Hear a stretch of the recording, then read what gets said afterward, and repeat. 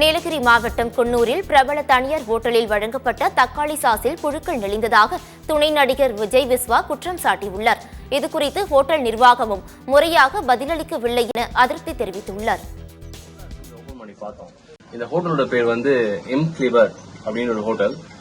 இது நாங்க உள்ள வந்தப்ப என்ன சொன்னாங்கன்னா, ஒரு நாளைக்கு இங்க உள்ள ஸ்டே பண்றதுக்கு 1,85,000 அந்த மாதிரி சொன்னாங்க. அவ்வளவு காஸ்ட்லியான ஹோட்டல் பண்ணி சாப்பிட்டாச்சு. சாப்பிட்டதுக்கு அப்புறம் சாஸும் சாப்பிட்டுட்டு இருந்தோம்.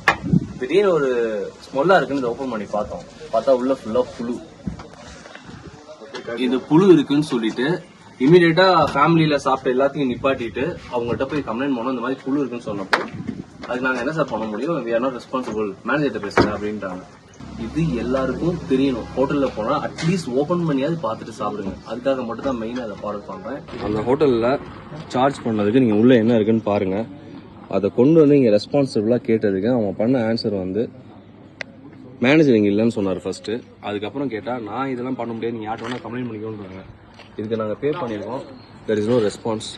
ஊட்டியில கூட